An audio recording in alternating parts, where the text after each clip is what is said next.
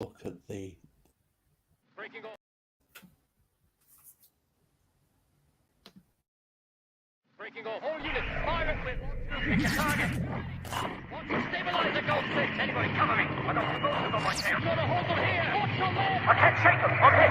Wait for reinforcements.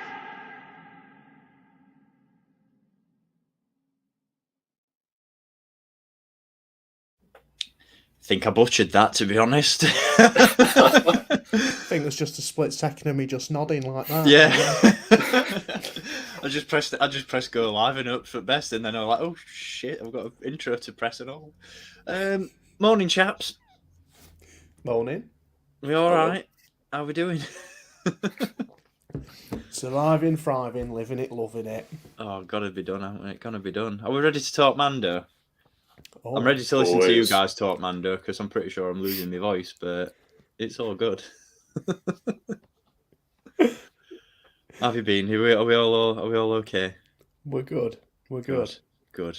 It's Right, been we'll a get while. we'll get what's the word? Not logistics. We'll get the pleasantries out of the way first. What we've been picking up, chaps. What we got? Because I think you two have had a couple of arrivals this morning, and I'm still waiting for mine, and I'm not an happy bunny. After you, Dan. After you. Yeah, because I think mine will look really nothing compared to yours, because that's... Whew! But yeah, just to tease that for James. This is what I got. Oh, Now, it's Scorch from the Black Series. I'm not... again, prefixing like every review I've done at this point, not happy with the price, but it had to be done. There he is.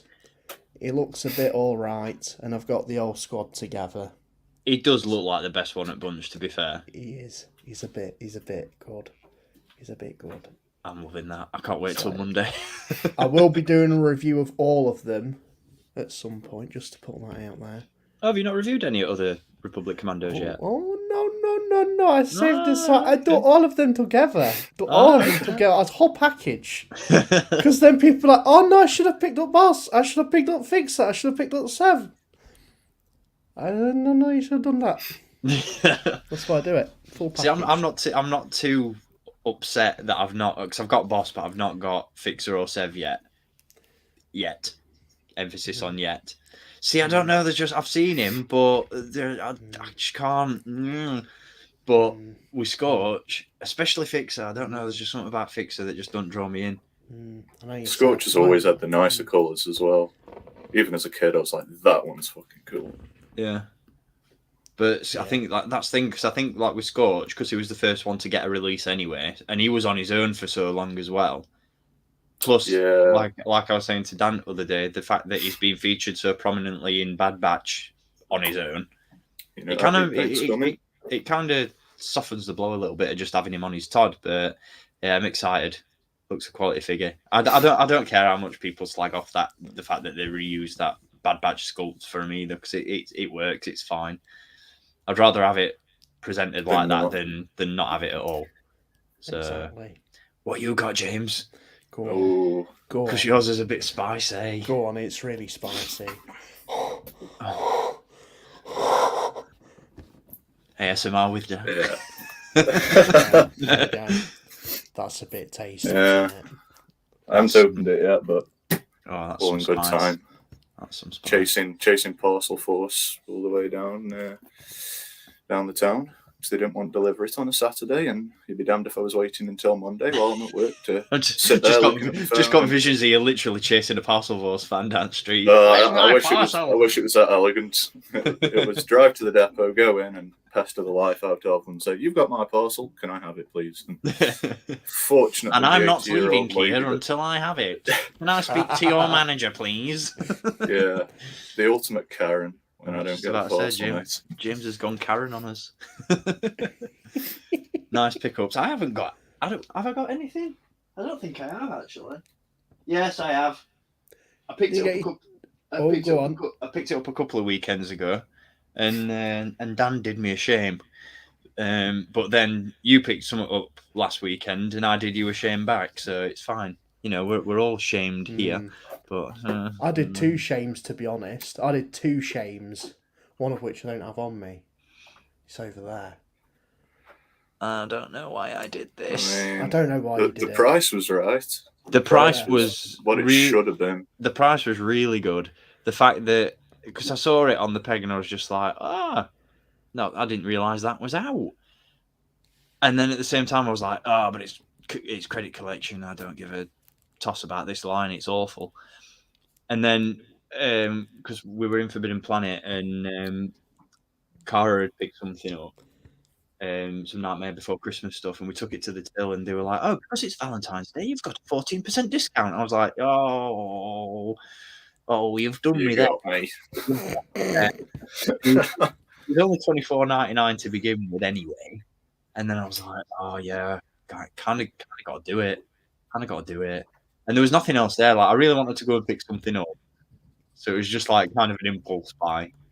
The impulse buy of all impulse buys, I think, because I don't think I'd have done it normally. Yeah. If that discount had not been there, I'd have probably left it. But I think I was jaded by the fact that I went to Leicester Vintage the other week and came away empty-handed. So to drive 2 I hours can't there, believe that. 2 hours there, 2 hours back with nothing. I was livid.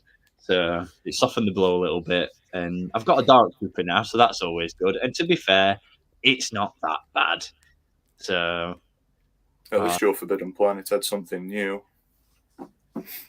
Mine is dead in the water.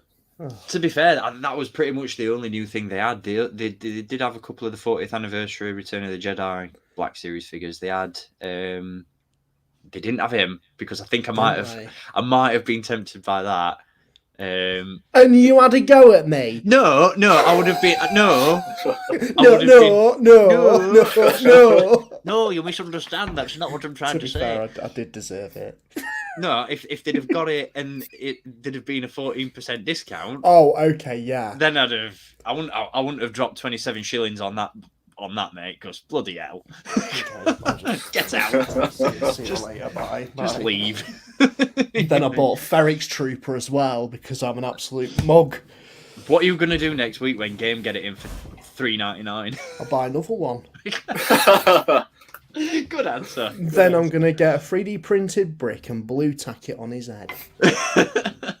Hashtag make Star Wars theory mad.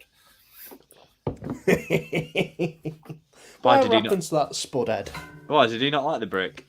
Oh, there shouldn't be bricks and nails in Star Wars. Oh, yeah, of course. My life's a misery. It's a lie. Yeah, because God forbid things be held together. Then he became MODOK in the new Marvel film. Spudhead.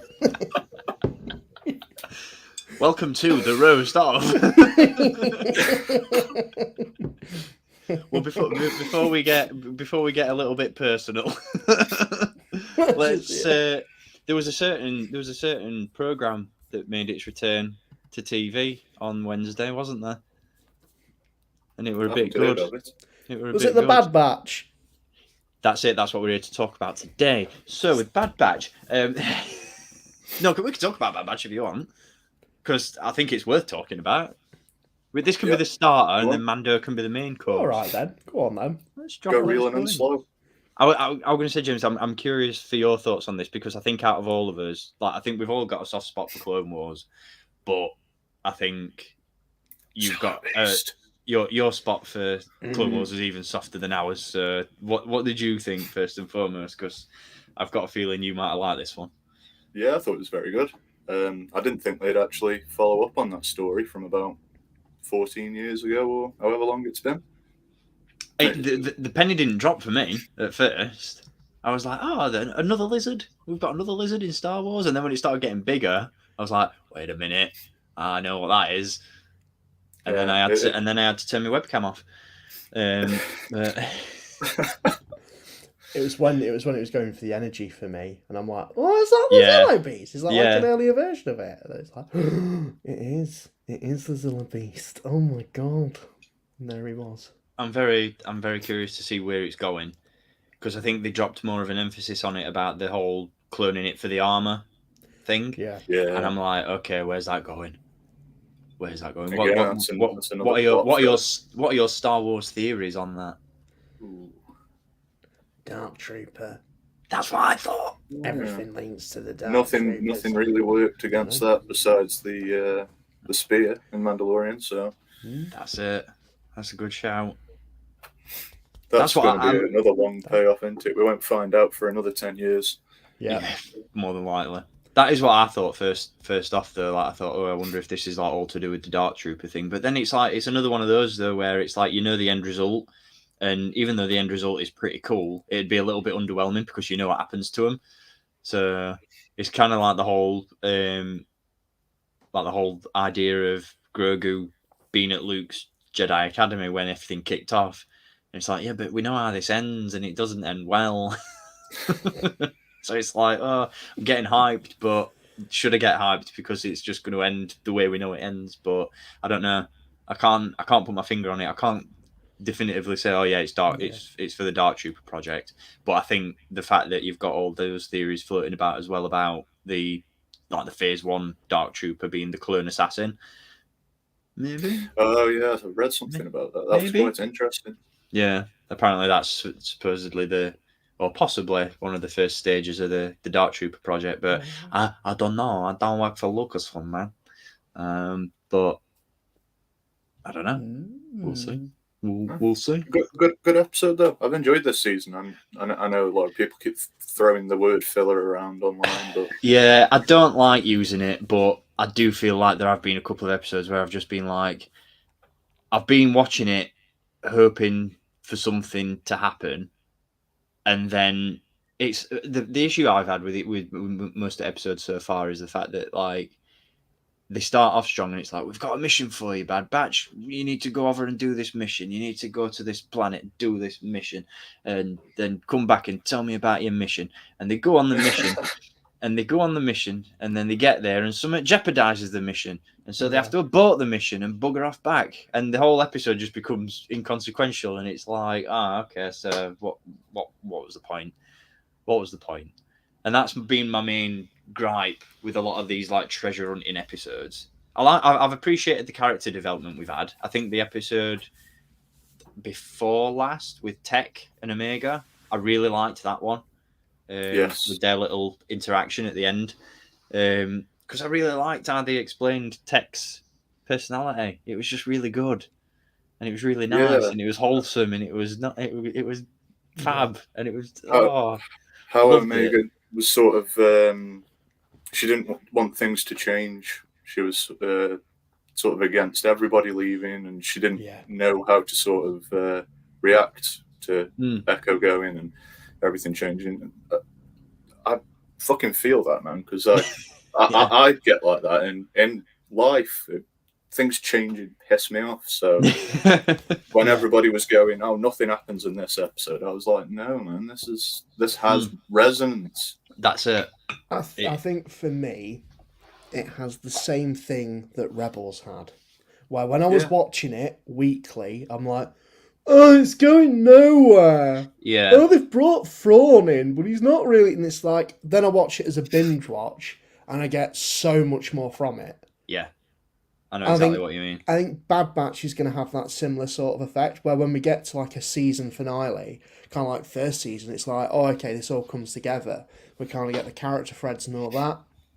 So I think that's potentially, it's like you say, it has felt a bit filler. But I think the payoff will come. I just need to wait for it. Oh yeah, I've got no doubt there's going to be like a massive payoff. Yeah. I think, like you said, though, it's when you're watching it on a week-to-week basis, and you've only got that half an hour a week to sort of escape into that universe and be like, okay, something juicy is going to happen this week. I think because they started so strong as well, like with that episode with Crosshair and Cody, it's like I just wanted that just to go. Where's Crosshair? Exactly. Where is exactly? I just wanted that all the way through. Like, just give me a series about Crosshair. I just wanted it. I just wanted that and nothing else. So when we got Indiana Clones the next week, I was like, I want a bit more than this. Do you know what I mean? I want a bit more out of my show. So where's Cody though, man? Is he exactly? Safe? Is he all right?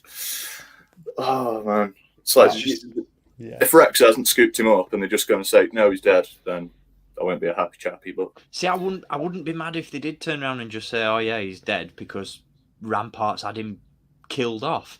Do you know what I mean? Like, I think that'd be so good. Like the fact that like they're all doing all these like things behind the scenes and just like, you know, all this treachery and conspiracies going off, and everybody's like, what's going off?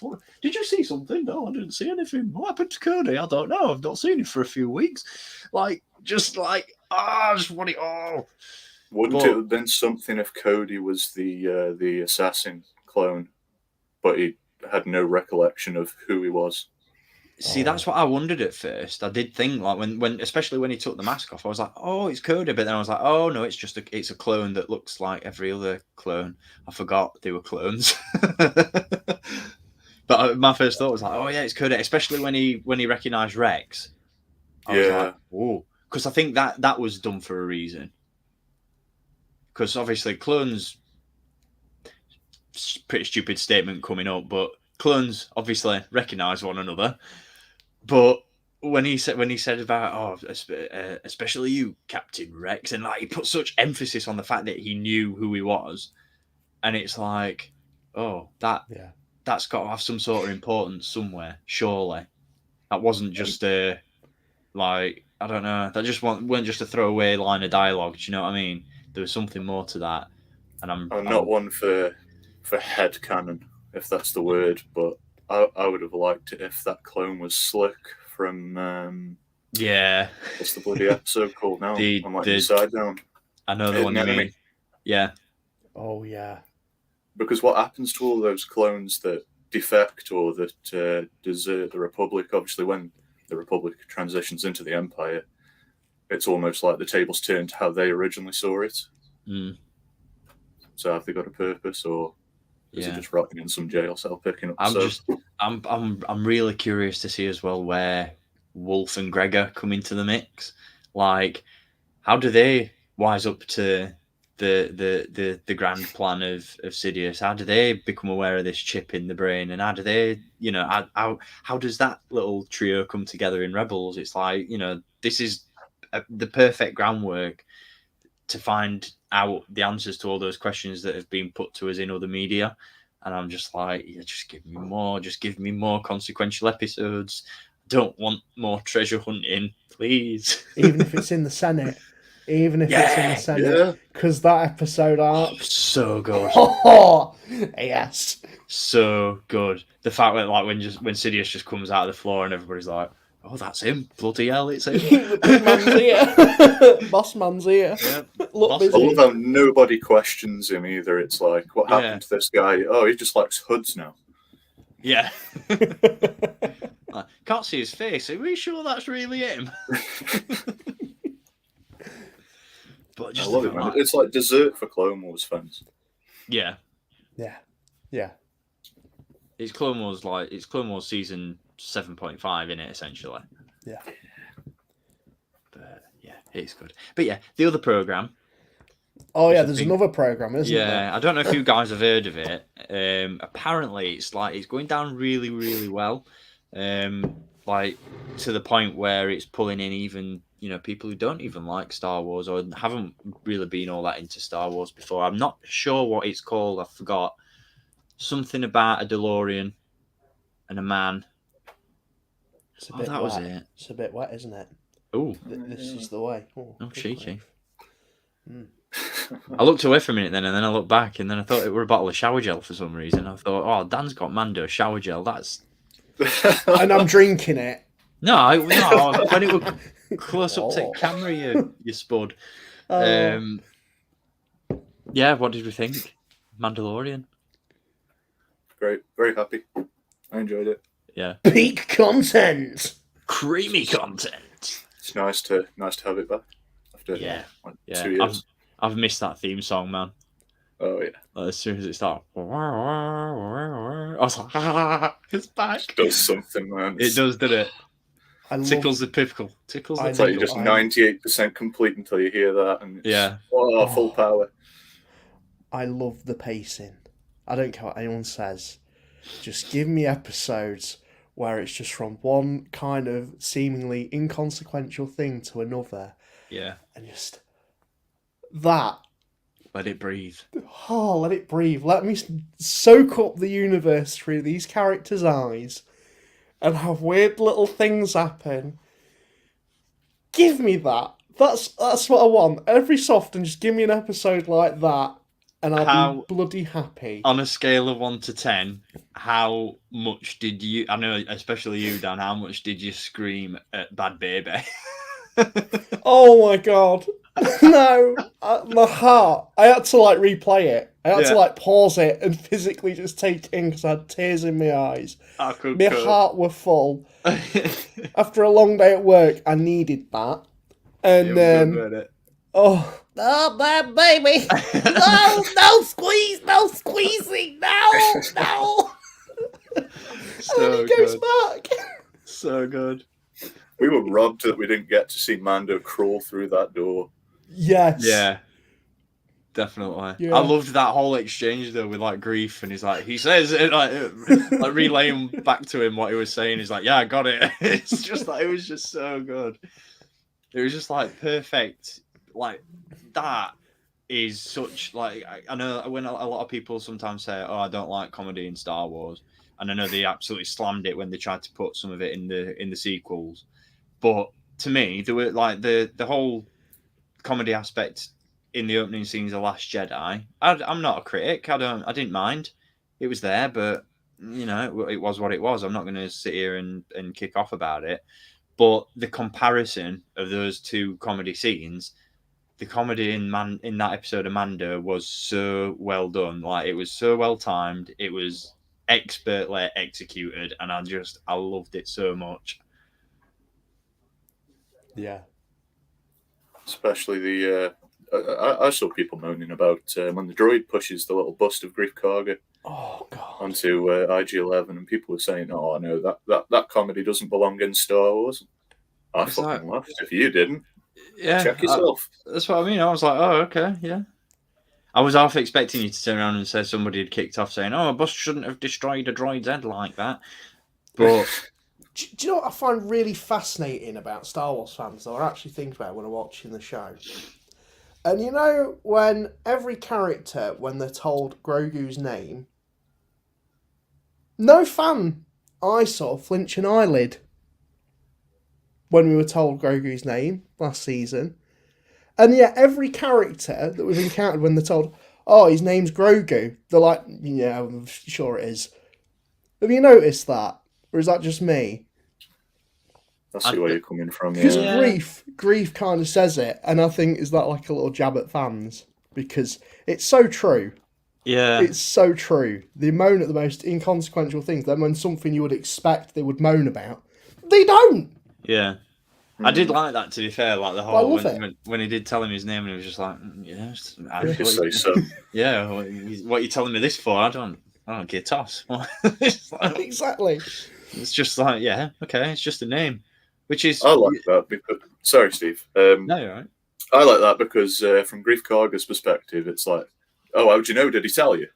He doesn't know that Ahsoka's sort of mentally read it from him. Yeah, just bloody hell, he's talking like the thing.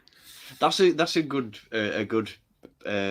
point of conversation. Actually, is when do we think we're going to get Grogu's first words, and what do you think they're going to be? Oh, don't. Because I think we're getting there. I think he's getting a little bit more vocal, isn't he? So I think we're getting there. So what do you think? I don't know how I feel about that in a strange way. Because when going into it, when Grogu was sort of first introduced, I was like, okay, so he's going to talk like Yoda then, basically, when he does begin speaking. And then Tales of the Jedi came along and absolutely smashed that theory in completely with Yaddle. So I'm just really curious just about that whole species and how it works and what we're going to get out of him. Do you know what I mean? I think his first word is going to be something it's going to. I hope it's not something corny like "daddy" or "oh God." Can you imagine? I realised that when I said it, I was like, "Oh no, oh God, they're not going to do that." But yeah, I hope it's not something corny, but at the same time, I'm like, I'm here for the emotional content. Yeah, I think that's going to be a choice when they do it, because it's having the character talk. It needs to be prolific. It needs to. I don't know when they're going to do it, because that's the thing. They haven't even got a plan for when the show's going to end. Oh, don't. It's not a bad thing. I don't think it's a bad thing, because they do have an end point with Rise of Skywalker, and if they're following that timeline, then yeah, they'll definitely have like plot points for where the character's going. But yeah, I think that's so much opportunity. That's the thing, isn't it? At least by having a time frame to working, because I think Jon Favreau said it himself, hasn't he? That they've only got, he says, yeah, there's a 2-year time jump between seasons 2 and 3, and we know we needed to do that because we've only got 30 years to play with. So I think having those parameters in place it is a good thing. But at the same time, when I did read that he'd said, oh yeah, there's no end point in mind for this, I was like, oh no, I've heard that before, and it didn't go well. And it did fill me with a little bit of dread, but at the same time, it does fill you with a little bit more confidence when he does say things like, oh yeah, well, we've only got 30 years to play with, and we know what happens at the end of that time period, which, like I said, for me, adds to that whole, it's going to be a little bit disappointing when it does end, because we know how it ends. But like you said, Dan, we don't know how those characters' stories end. We know how Rey's story ends. We know how Luke's story ends. We know how Finn's story. Well, we don't, but we know how those characters in the sequel stories all come to an end. But we don't know. I mean, can you imagine if Rise of Skywalker Special Edition comes out and the Razor Crest's in that bloody sea of ships at the end? Razor Crest's not going to be there because it's dead. I mean, the Naboo fighter. I have always wondered, because people went through that scene with a fine-tooth comb, but they were looking for a Razor Crest. Has anybody actually done their homework and watched that scene looking for an N1? I just flunked that class, mate. To be honest, I didn't even bother doing. Oh yeah, no, not us three. I just mean the people on the internet that get paid to write shit. Well, probably fucking IGN or BuzzFeed or whoever the bloody hell does it these days. Probably. I've just realised the irony of the fact that I'm sat here like turning my nose up at Rise of Skywalker, and then I've got a big bloody poster for it in the back. But it's the characters I like, not necessarily the film. All right. Yeah. But I'm not going to go down that wormhole because I don't like to come off as a sequel basher. But fucking hell. Well, that's another story for another time. But yeah, like I said, I like the fact that they've got a time period to play with. I'm really hoping that at some point we start to get the motions put in place for the creation of the First Order, because I think that's one of the things that was mentioned by Jon Favreau before Mando season 1 started, saying, we're essentially going to get a story that's set in the sequel era, leading up to the sequels, and we're going to explore the formation of the First Order. And that, for me, was one of the things that was like, oh, okay, I'm on board with this. Because I think, like, going back to what we were saying about Bad Batch earlier, I'm loving the political aspect of Star Wars again. And I'm so invested in how the Empire works as a structure, not just as a man sat at the top saying, I'm dangling these puppet strings and I'm waving around this lightsaber and zapping everything with Force lightning. I want to see the mechanics of the Empire working. I want to see how it works on a bureaucratic level. I think Andor's fed into that as well massively. Yeah. So definitely. that stuff like that is just Yeah. I want Imperial pencil pushers. Do you know what I mean? I want to see paperwork. I want to see it's just how characters become so indoctrinated into a regime like that. That's really, really interesting. And just how, like, chasing that career ladder, trying to outdo each other. I love that stuff within the Empire, and I want more stuff like that. Like even with Imperials or within the Senate, things like that everyone just trying to push an agenda that. Yeah. It's like you were saying about Andor though. It's like with Cyril and his story arc, and it's like he's so yeah. I know. Ultimate ick, as the Love Islanders would say. But like even his whole story arc, like he's so obsessed with the Empire, and he's so like, oh yeah, the Empire's the right way to go about things. The Empire's really going to appreciate all my hard work, and it's like, mate, you're the tiniest little spoke in a very, very big wheel, and you don't matter. He's the playground snitch, isn't he? Yeah. He's like, oh, he's doing that. Yeah, all right. Yeah. Carry on. It's like, mate. It's like, mate, this organisation's headed up by a Sith Lord. I don't care. You know, go and eat your cereal. Yeah. Piss off, Randall Weems. Oh, can you imagine? I want a recess themed Star Wars series. I want Cyril as Randall, and I want Dedra to be Miss Finster. Back over there, you little twerp. Can you imagine? But like I said, it's just that whole dynamic of the fact that it's like you said, Dan, everybody within the Empire is all like trying to push an agenda and stuff. Yeah. And it's like, but your agendas really don't matter because there's only one agenda that matters, and that's that's Boss Man's. That's the big guy at the top. You're just cogs. You're just rats in a very fast spinning wheel. And it's like, I just want to see more of that. Like you said, particularly in the era we're in now with Mandalorian, where it's going more into the sequels. Because I don't think it's just the Emperor that's turning cogs. It's not just the Emperor. It's not just the Emperor. Who is it, Dan? Because I can't.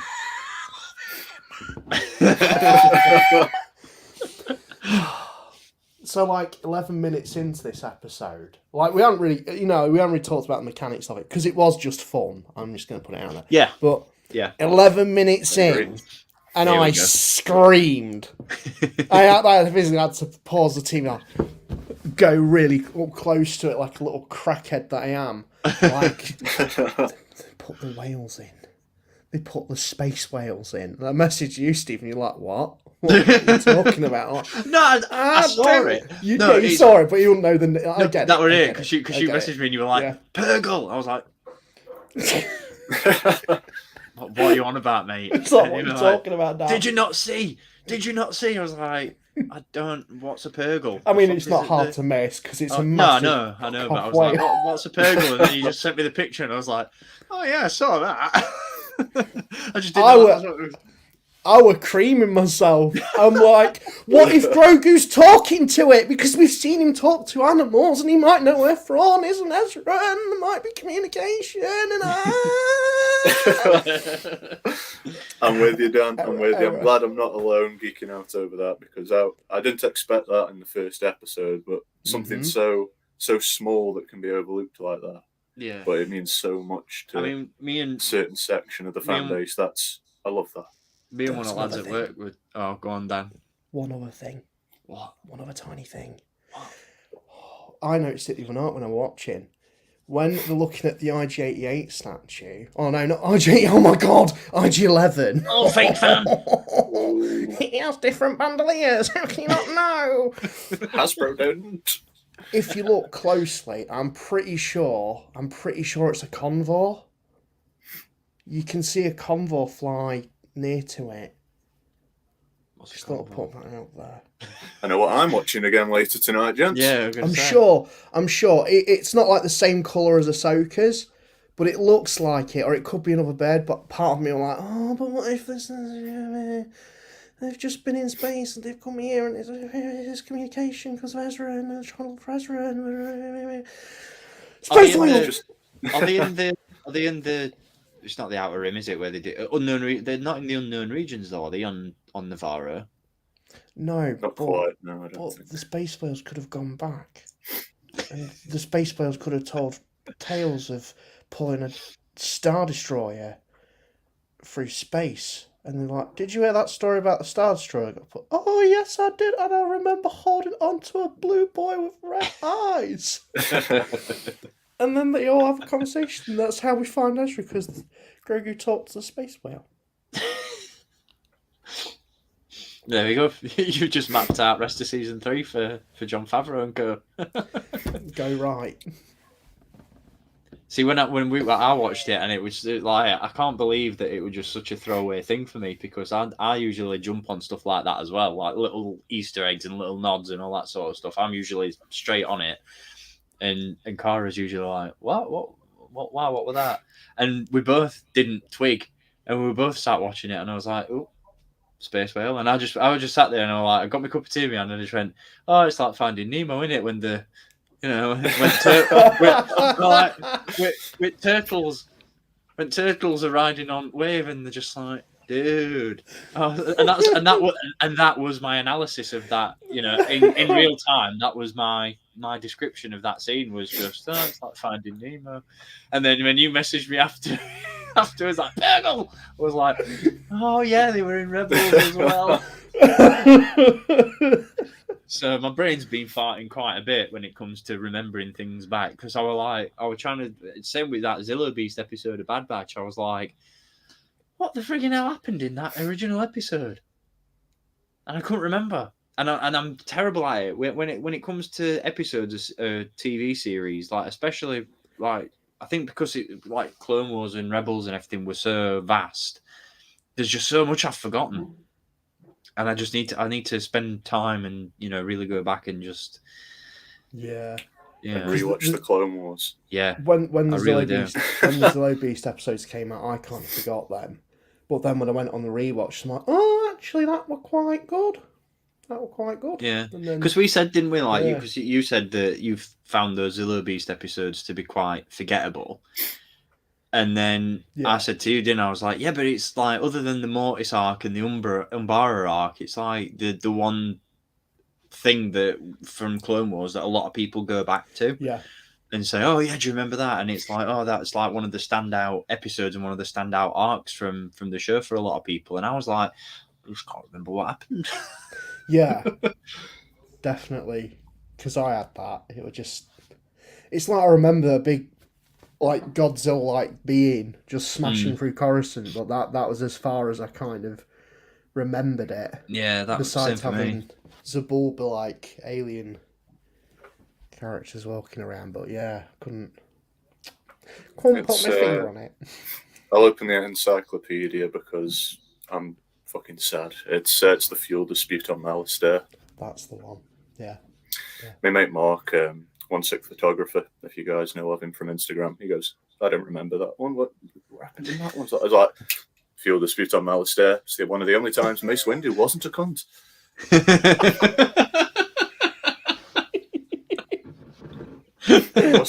We must save the life of this creature. There were a few times. Anakin, I don't want you.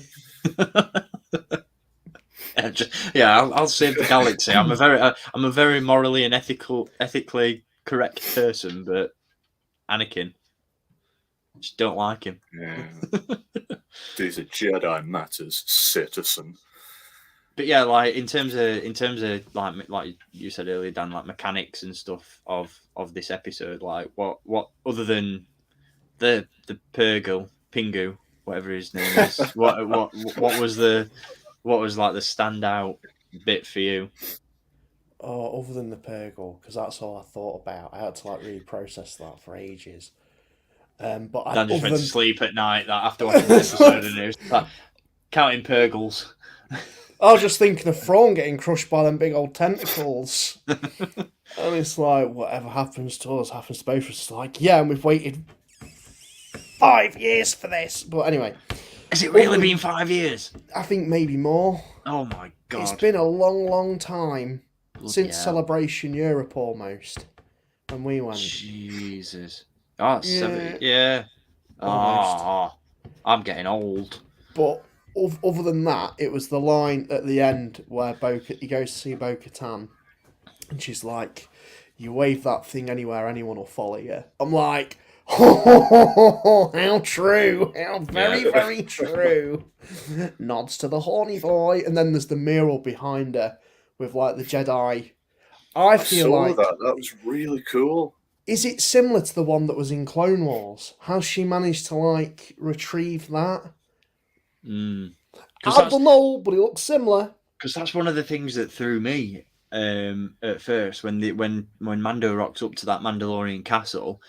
I was like, from the trailers and everything, I thought that was Mandalore. Yeah, I thought that was the throne room where shit goes down, and I was like, it's not okay. I like this. Mm. The internet fiends can correct me if I'm wrong, but I'm pretty confident that's their original home planet. So Bo and Duchess Satine. Oh, right, okay. That's supposedly like, I don't know, their house, and then Mandalore was like the office. Yeah. Okay. I'm getting a big sort of Game of Thrones vibe from where this is going in terms of like the different clans and the different houses and stuff. I think they touched on it a little bit in Rebels, but like I think we're going to see like a broader. I think we're going to see a lot of. I think I wouldn't be surprised if this season we get Sabine. Sabine, I think, will definitely show up.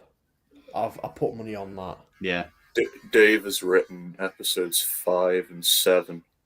So they're always ones to look out for, aren't they? Come on now. It would be nice to see Sabine, but I might be in the lonely camp. I want to see Fen Rao. Yeah. Oh, my boy. Yeah. Fen Rao. That because we don't after Rebels. Often forgotten. Often forgotten character. He just kind of fizzles out a bit, doesn't he? So what happened to him? Hopefully we'll find out. What happened to him? I need to go. That's another thing I need to add to my rewatch list is Rebels.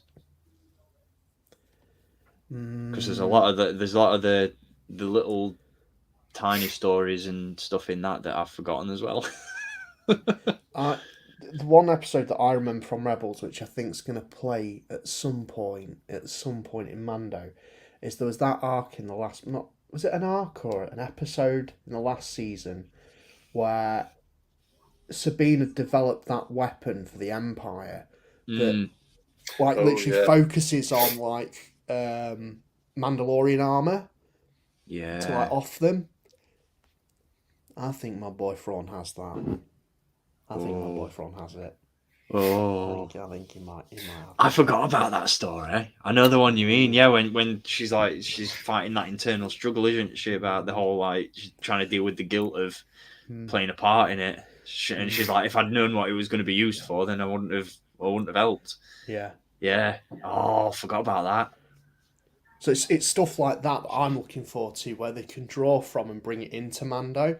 So it's we know it, but then new fans will be like, oh wow, like, oh that's kind of funky, and then it gets them into the other bits. Yeah. And I can signpost like, actually, it appears in this episode of Rebels, and it's a rather good watch. You should give it a try. That's one of the things that I think gets lost in shows like Mandalorian is I'm guilty of it in a way. Is I sit there and I'm like, I wonder what character's going to pop up next. And season 2 of Mando did get me a little bit like I did get cameo fatigue after a little bit. I was like, all right, yeah, it's another okay. Let's just see how many characters we can chuck in this show. Are we? Fair enough. And it's fine in retrospect, but I think, like I said, I am guilty of it in the sense that I'm like, oh, I wonder who will pop up next, more as opposed to I wonder what will happen next that also ties into this. Like you've just said, like a story arc returning is often more exciting than a character coming back or showing up. So I kind of see where you're going with that. I like it. Doing a bit of a deep dive in terms of how the folks behind the scenes sort of storycraft, right? And we had Dark Troopers in season 2. So just sitting there the other night, and I was wondering, Mando's got the Darksaber now, so naturally, the sort of run-of-the-mill troopers with blasters aren't going to be such a big problem or have a big presence. So what sort of other troopers, soldiers, cannon fodder can they take from in terms of the Empire, and is it going to be shadow guards? Well, me and one of the lads at work had a conversation about this other day, and he mentioned about, because going back to Bad Batch again, and that the clone assassin and where that might potentially lead. He was like, and I wanted to dive on him and give him a hug when he said it, because it tapped into a part of my Star Wars autism that just it just made me do things in my jimmies.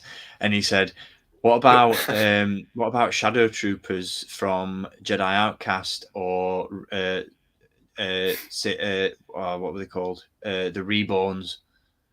And I was like, oh, okay, where are you going with this?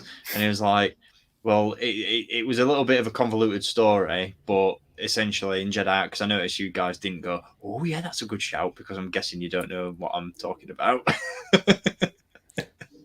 So in Jedi Outcast and Jedi Academy, or is it just? I think it's just Jedi Outcast. There are troopers that are artificially infused with the Force. Oh yes, I know what you mean now. Oh. And I'm like, oh, that'd be like it's a little bit sort of on like midi-chlorian levels of cringe in terms of like concept, but at the same time, it's something I could potentially see him doing, with this whole emphasis on like, we need Grogu for this experiment. You know, there's all this stuff going on in labs, and because there's a very, you know, sort of scientific experiment emphasis on the whole shadow trooper, and because the shadow troopers use armor that's repellent to lightsabers as well, I think, if I'm remembering that right.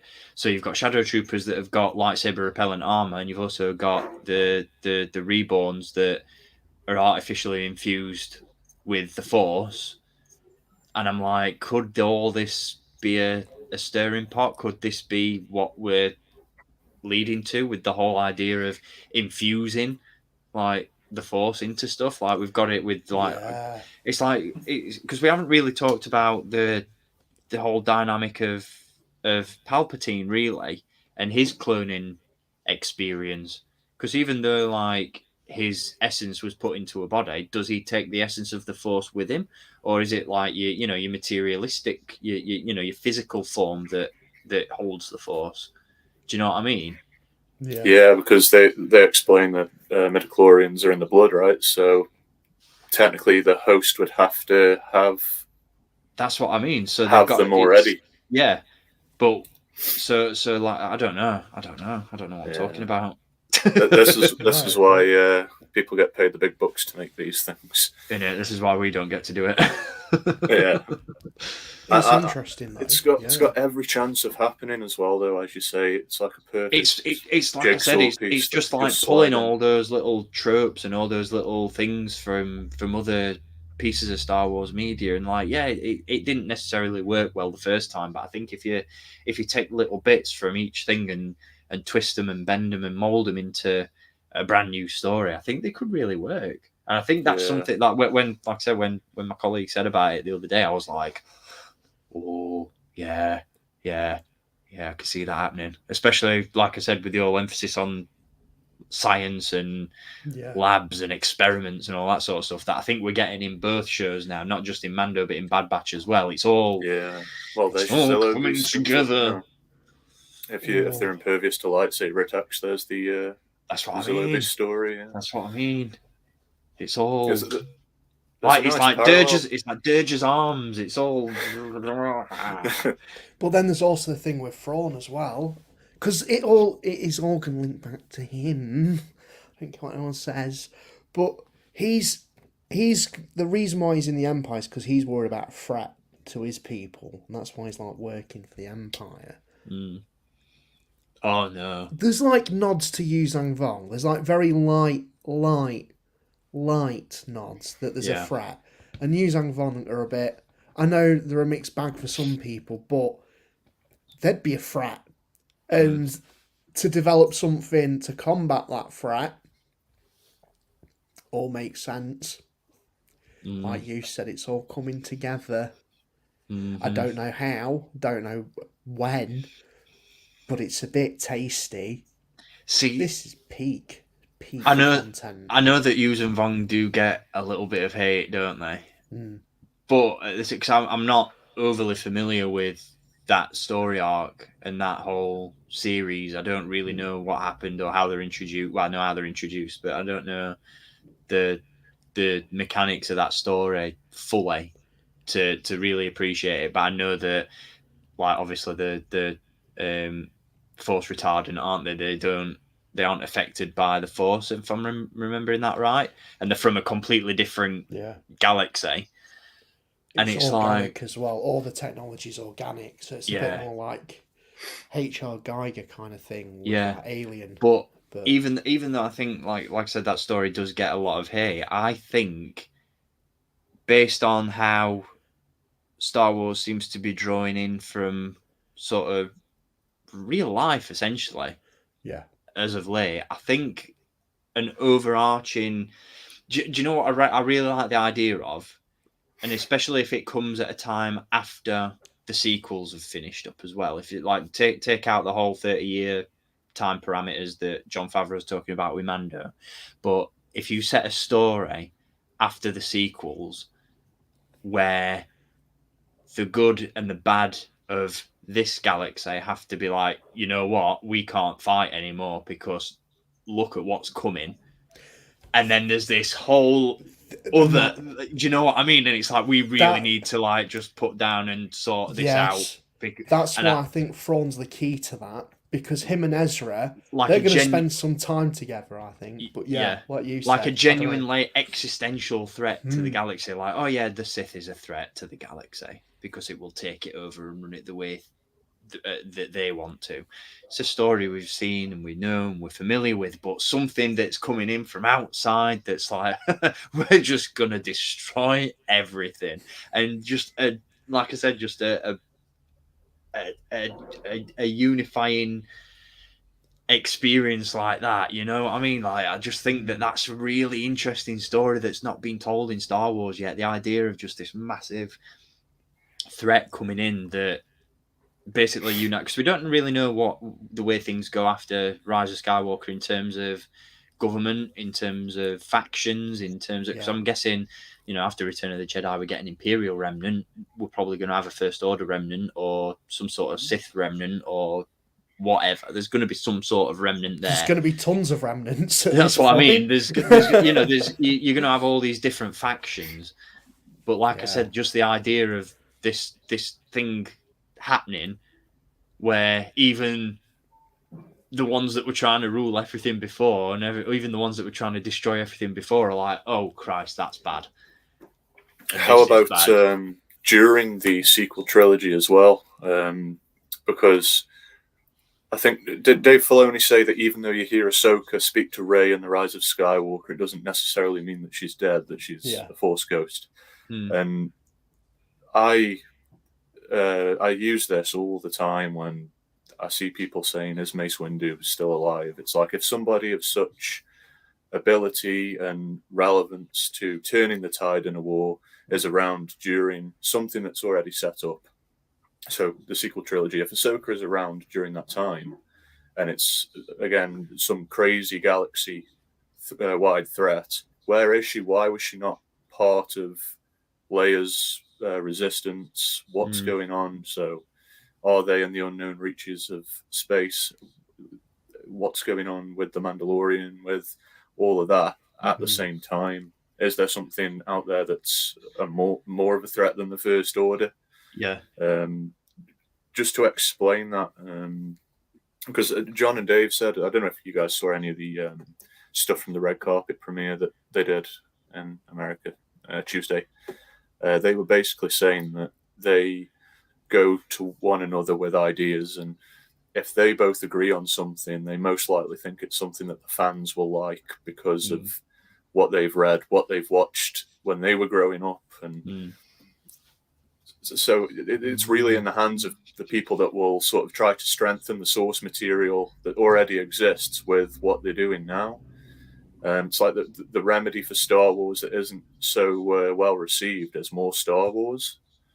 So the prequels were sort of slated for 20 years, but then the Clone Wars came in and was like a bandage over it, and it made everything gel a lot more. It's just, I know what you're saying. It's like history repeating itself, isn't it? With Mando, like Mando's coming in to fix the issues with the sequels, aren't in it? And it's like, But it seems a waste to sort of skate around the sequel trilogy, because then it is always going to be seen as this sort of second cousin that nobody really wants to visit. Yeah. But if they use things to elaborate, where's the foundation to it? You know, is that just a small story and an even bigger event that's going on? I don't know. Maybe that's I'm just talking shit. No, I'm totally on board with what you're saying, and I think like you said, in terms of like, is that is that just a small piece of a puzzle, or is that a smaller piece of a bigger picture? Yeah. I think the way that TV is now, so I'll not say taking over as a form of media, but I think a lot of people go to TV now just as much, if not more so, than they do movies. And it's almost like the movies themselves are becoming the little picture, and the TV shows are the big overarching stories that you really need to pay attention to and you need to watch, and that's where the consequences are. You know what I mean? And that's where the big stuff's going to happen in the TV shows, and it's almost like the films now are becoming supplements to the shows. And if the quality continues to, I think with like a standard's being set with Andor and with Mando, and I think if you continue on that sort of trajectory of quality, I think ultimately we are going to see Star Wars TV. I'll not say surpassing, because the films are always going to be far more iconic, but in terms of general story, the shows are going to be bigger and more consequential and more important with bigger stakes than the movies. Because I kind of felt like that with the sequels. Like the sequels coming along felt to me like the original trilogy was a smaller, like everybody thought the original trilogy and the prequels and the rise and fall of Darth Vader was the story. But that's a story about one character. Yeah. Do you know what I mean? And that character is very, very important. But what about these events? And it's like I said, like going on to Dan's point earlier about what he said when we were talking about like characters returning versus story points and story arcs returning. The story is now becoming more important than the characters. Yeah. If that makes sense, if that's even possible, I don't know if that even makes sense. I know it makes sense in my head, but do you know what I mean? Like the events taking place are becoming more important than like the characters are just bit players. Do you know what I mean? The characters are just devices to keep that story moving forward, which I think is how characters work anyway. Yeah.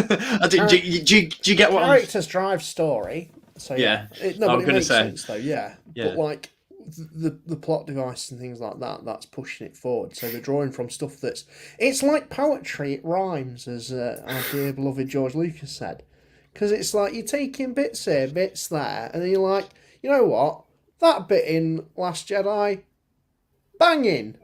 Let's copy it. Buff. Not quite copy it, but like reformat it in a way that relates to it. It's all gelled together, and it just like an onion. Yeah, it's got layers. Layers. It's multifaceted. It's like how you said, Dan. We are now seeing this big story, but through the eyes of different characters. Yeah.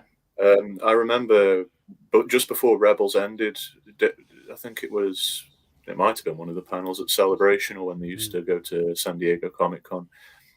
Dave said that he always had the idea of seeing the events of Rogue One, but played out through the eyes of the Rebels characters, and they sort of skipped over that when I don't know, were they forced to end it, or did they decide to so they could get an ending of the show?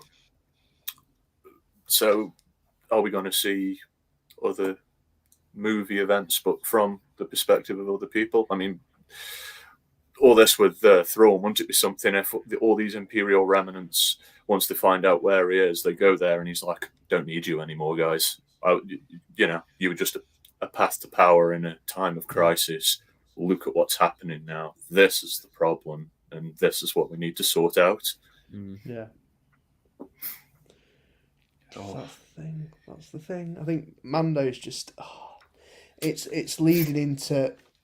I think it is going to splinter slightly from the main story, but be there, see a different part of what's going on in the galaxy from a different side. So I think there's lots of people saying, "Oh, Mando will show up at the end of Rise of Skywalker." I don't think he will.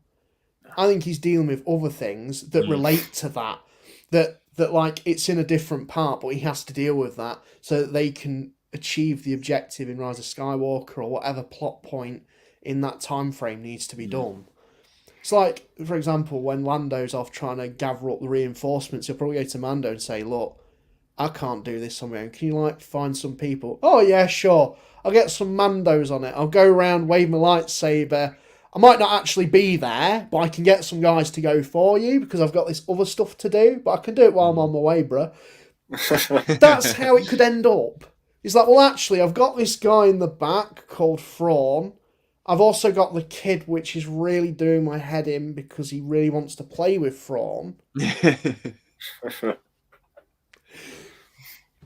Headcanon. But, there's lots of things that, it's all connected, but it can be separate. Like Andor. There's so much stuff in that this is what I love about Star Wars, is the fact that they can take something that is aimed for adults, for an older market, but then link it to something that is innately for everyone, but predominantly kids, in Rebels, and you can link them together, and it makes sense. You can have this goofy stories with a bunch of rebels going off to save the day, and then this really depressing story about bureaucracy and a community that is completely oppressed, and how that relates into a kids' show. It really adds to it again as well when you look at what happens on Lothal and how sort of oppressed their society is. Andor is almost like the biography of living during those times. It's, as you say, it's like ages 4 and up and 21 plus at the same time. Exactly. You can see someone get subjugated over Maloo runs, but it's not as him getting physically beaten the snot out of. But you get the point. And then when you watch Andor when you're an adult, you're like, "Oh, so that's how it felt." Yeah, that's the thing, because I think like you said, with cartoons, you don't, like you said, with the Maloo runs, you don't get that gravitas dear to that, especially that scene. Now you just mentioned it. When you watch it in the cartoon, you're like, "Oh, that's sad, isn't it?" But then when you watch it in live action, you're like, "Oh, this is too on the nose. This is a bit too relatable." It's like the curtain gets unveiled. Yeah, and you get that. There's more sort of emotional weight and depth to it, and I think that's one of the things that I'm really liking about Star Wars TV at the moment, is the fact that you've got the movies which are whimsical and they're like fairy tales and they're good versus evil and they're lightsabers and they're force powers and they're all the spaceships and all this sort of stuff. And then you've got the TV shows that are on the ground, feet in the mud, this is how people are living. This is how this government, not an empire, not a Sith. This is how this government is oppressing these people, and this is how this government is making the lives of these people miserable. It's all just too accurate. But then the characters in those stories are probably talking about the films that we watch. Yeah. As as roasting to us, like, did you hear there's a guy called Luke Skywalker and he's fighting the good fight? Yeah. Fuck yeah, I'm going to pick up my blaster and pick up a brick and wob it on someone's head. It's something that is finally, it feels like it's a story arc that's finally getting picked up from Last Jedi when DJ has that conversation with Finn. It's finally coming to fruition. Do you know what I mean? It's like, you know, that political, that like spokes in the wheel, that cog and mechanics system of how everything, like I said, how the bureaucracy of all this works. Yeah. Because you think about it on a very one-dimensional level, and it's like, yeah, okay, it's a big bad guy with force powers and a lightsaber who wants to rule the galaxy, and that's where it ultimately stops with the movies. But then you're diving into this pit with TV. That's all well and good, but how's he going to make that work? And it, like I said, it's the dynamics and the way that that's all being put together that I'm really interested in seeing now. You know, like I said, the boring side of it, but it's not boring because it's so gritty and it's deep and it's real and it's just fucking. I think we could possibly do a separate sort of stream just talking about Andor itself now that it's all said and done. Yeah. If that's something the pair of you would be up for one time. There's just so much there. And as you've just sort of alluded to, Steve, it's literally like living in the UK at the minute. Yeah, it's governments have got a vice around your balls, and you'd be damned if you want to do anything that's worth a life. Yeah. Yeah. I don't think you've got to convince Dan about an Andor stream. I think. Yeah, I was going to say. Fucking love that show. But I think even with Mando, I think we are going to start to see the cogs of the New Republic, because that was a line I thought was really interesting when Grief Karga. I think, yeah. I was going to ask you about this. When he says, like, I'm like, what? Like, okay, so he says about, obviously, Cara Dune. Play stupid games, win stupid prizes. She's going to get recast. Give it a couple of years and we'll jump back to her and she'll be played by someone else. Just sorry to like jump in on that, but I thought that the line you were going to talk about was the Cara Dune line. But just like jumping into that topic and down that wormhole, I'm only going to touch on it briefly because I'm not here for it. I still wear that block with a badge of honor. But do we think, because obviously we were going to get that Rangers of the New Republic series, weren't we? Yeah. With Cara Dune. Yeah. Was that line by Grief Karga in the season 3 premiere of Mando, was that something that you think was put in there as a, yeah, she's not going to be in it no more, so let's explain where she is, but not like just ignore the fact that she was in it? Do you think that was done to address why she's not there, or do you think that was already the plan because the Rangers of the New Republic was going to happen? Because I didn't, because I thought, oh, that's how, because my first reaction to that line was, oh, that's how they've written her out. But at the same time, I thought, well, maybe they haven't written her out because maybe that was the intended setup for the Rangers of the New Republic series. It's a funny one. I had this running joke for a long time that they'd write her out by saying, oh, yeah, after she's captured Moff Gideon, they've reassigned her to Hosnian Prime. And actually, you know how that ends. So,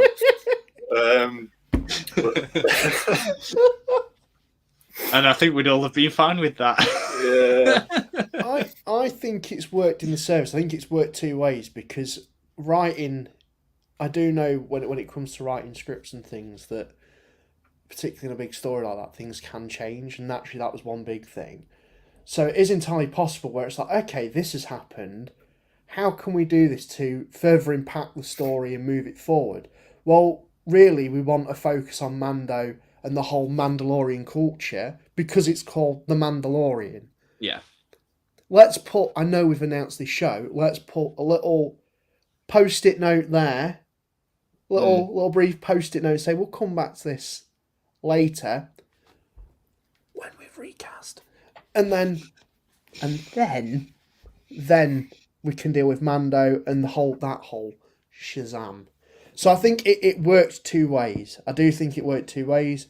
I think definitely while they were writing it and that thing happened, it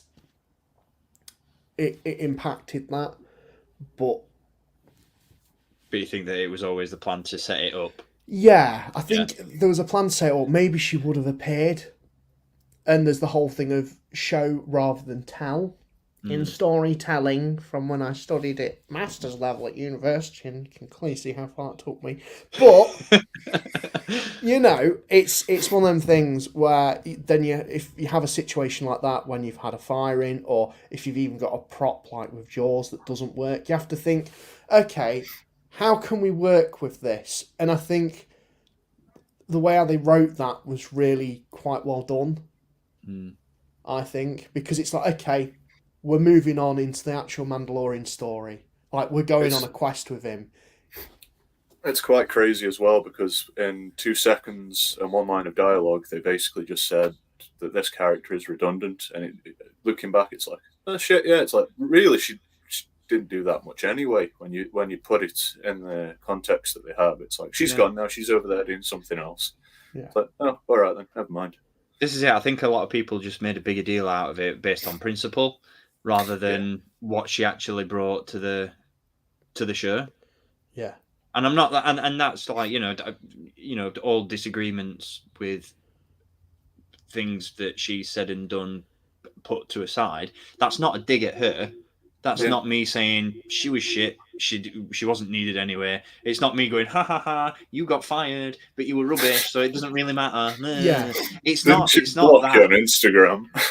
She blocked me on Twitter. But I think she's an autograph these days, isn't it? Innit? That's it. I need. Oh no, I can't anymore because I closed my Twitter down. I was going to screenshot it and put it in a frame, like you would an autograph. But I've closed my Twitter. Again, politics aside, I actually liked the character. Yeah, this is it. If you get cast in Star Wars, regardless of what your opinion is, you can keep your bloody mouth shut. For people like us that are fans of something like that, it'd be a dream to be involved with something that you love so much. Yeah, you wouldn't throw bloody hell. That's it. But like I said, keys to the kingdom, and But like you said, it's even with all that aside, like I said, that whole line from that episode, like I said, that wasn't me sitting there going, haha, you got fired and you were a shit character. I don't think she was a shit character. I don't think she was, but she wasn't an important character. Yeah. Do you know what I mean? And a lot of people, when that happened, were kicking off as if to say that, the story's just going to go off the rails now because she's not there. And it's like, you're just overreacting based on sort of what's the proper term for it? Just hysteria.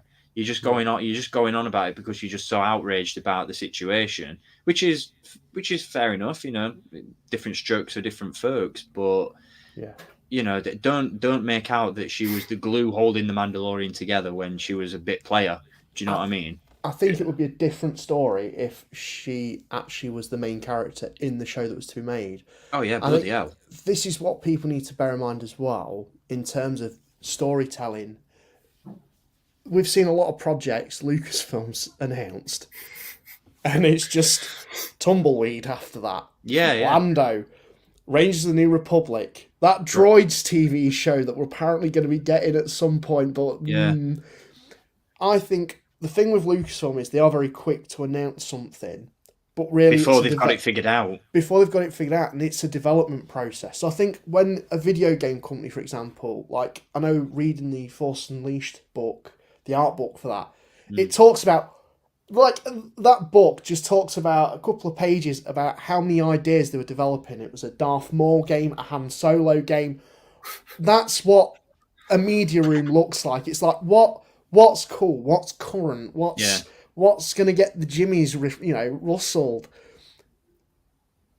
Announcing the Rangers of the New Republic show was like, okay, here's a stamp of what we might be doing. But it shouldn't have been like, this is what we're going to make. And I think that's been Lucasfilm's main misfire, is announcing things too quick. So that then fueled flames for people to be like, oh, Cara Dune was going to be the main character because she was going to be in it. But Was she going to be a main character? I don't know. Have you read a script? Maybe they did say she was, but I can't remember. I think it was going to be. I don't know whether she was going to be the lead, but she was definitely going to be one of the main characters.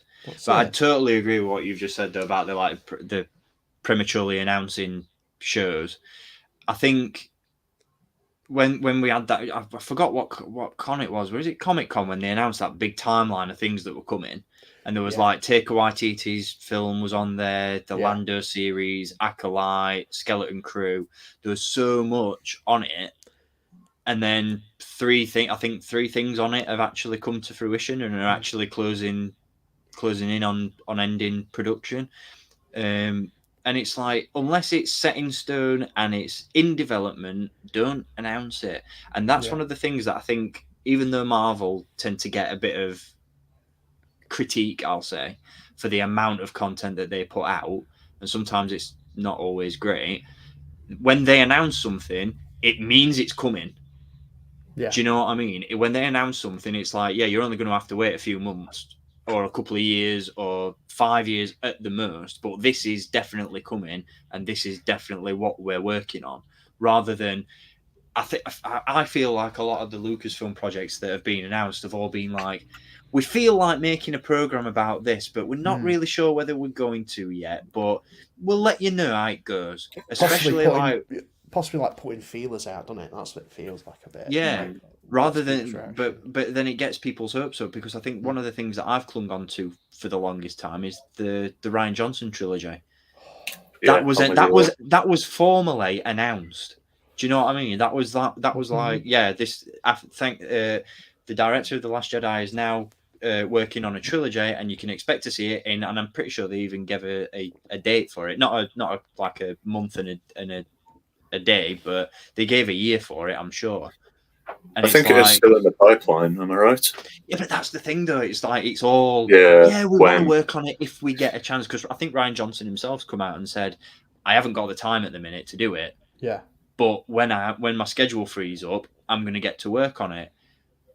But it's like they've gone and said, it's essentially like us, like on a very small scale, but it's essentially like us three sitting here now and saying, we should do a live stream soon, and then putting an announcement out saying this live stream is coming in June, and then sort of, I know it's a little bit on the nose because it's taken 5 months to get this one on the go, but it's basically. But do you know what I mean? Like, after the Gaming Greats live stream wrapped up, we all said we need to do this again, and then that'd have been like me putting an announcement out saying live stream coming June 2023, and then getting to June 2023, and then being like, what we were going to do a stream about? What do you guys want to do a stream about?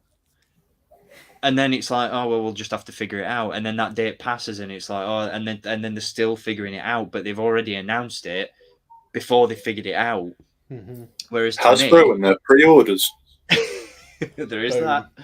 But to me, it's like, if you're announcing something as coming, then it needs to be developed, or the idea at least needs. It maybe not necessarily production needs to have begun, but like, surely, discussions need to have been had, and serious talks. A lot of it all just feels like you said, just throwing ideas around, hoping something sticks, and then saying, oh yeah, we'll put feelers out about that and we'll see what people think. Yeah. And so for example, we'll announce a Lando series.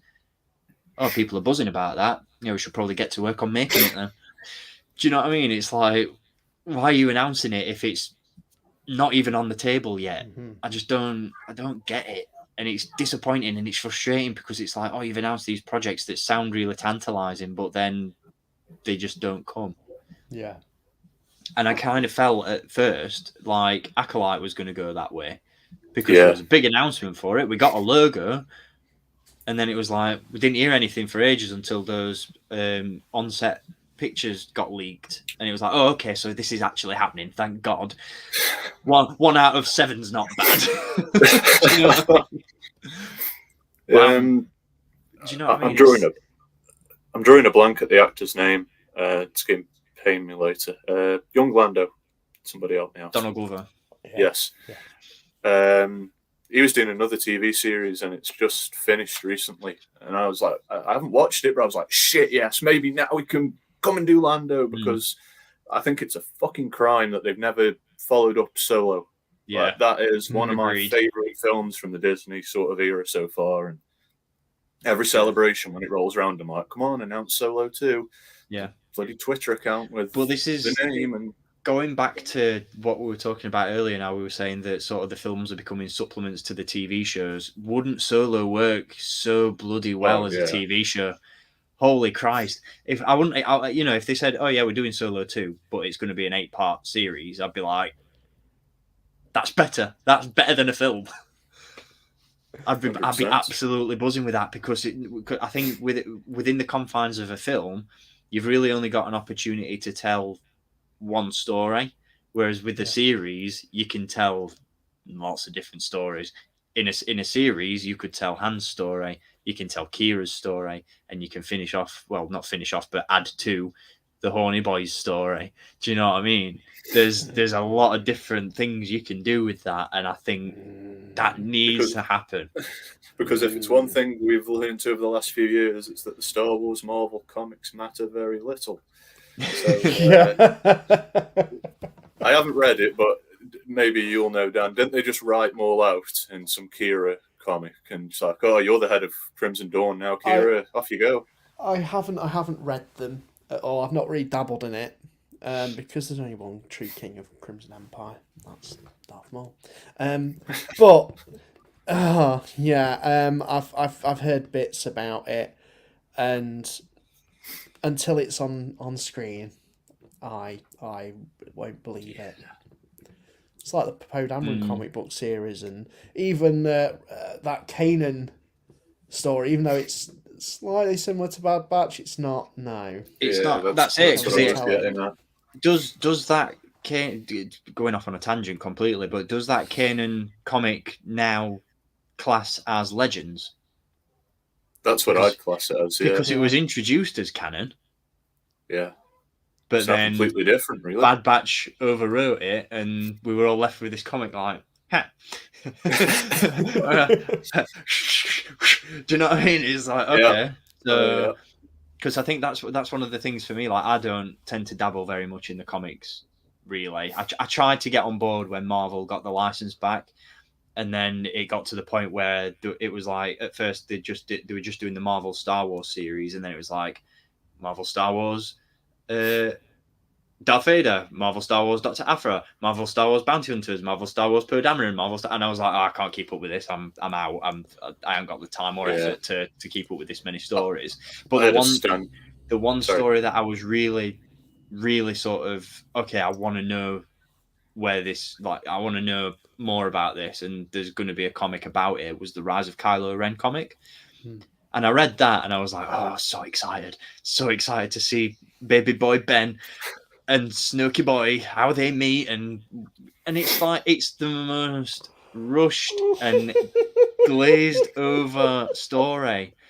And I was like, I wanted more from this, and it could have been so much more. I think that's the thing. The comics could be a really good supplement to the shows and to the films and everything. But I think at the same time, I think there is that sort of subconscious thing in the back of the writers' minds that we know that these are pretty inconsequential, right? Because, you know, casual fans who watch the shows and watch the films aren't going to read these comics. So if we introduce too many important story points into these comics, people watching the shows are just going to be totally confused. So I do think that they do sort of lean on that as a, you know, maybe we shouldn't make this too deep and maybe make this too convoluted so that we don't confuse the casual viewer, especially when they have issues like with the Kanan comic, because then it gets rendered as didn't happen. They create a hindrance as well. The Ahsoka novel that came out after Clone Wars was cancelled to explain sort of the time period between Clone Wars and Rebels. It's a decent book. I enjoyed it at the time when you didn't have anything else. But all of that is now... The author will disagree heavily. She still believes it's canon, and there are many an arguments on Twitter about this that she starts. That book is non-canon now, okay, because Dave Filoni made it so. So Can you imagine if he sat there and was like, I can't do any of this stuff for season 7 of the Clone Wars at the end. I can't do this story for Tales of the Jedi because she won't stop moaning about her damn book.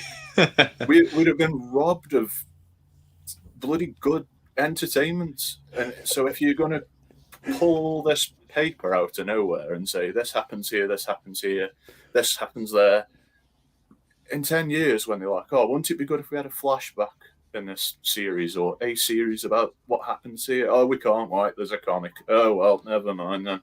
That's it. They don't rely on those comics as being gospel, do they? There's one where they find Yoda's lightsaber after the duel in Revenge of the Sith and they shove it in a fire. Clearly doesn't mean shit anymore, does it? No. Oh yeah, I was like, oh yeah. I was just thought throwaway story, and then I'm like, oh wait, no, yeah. Oh bugger. There's so much. Talk to Karen Travis about it with Republic Commando and see what happened to Scorch. But this is what I mean. Like, just keep it confined. Like the comics are fine, but don't rely on. Just don't over egg it. You know, it's. Yeah, they don't need to be, do they? Hire more people that have got decent original stories to tell. Yeah. That, you know, something new, something different. Don't rely upon your memberries to just sell like a 10-page comic for £1.50. It's not worth it. Yeah. But by all means, get the memberries out for the TV service. Oh yeah. Those Pergil. Oh, I remember. Remember Pergil? Because Steve doesn't.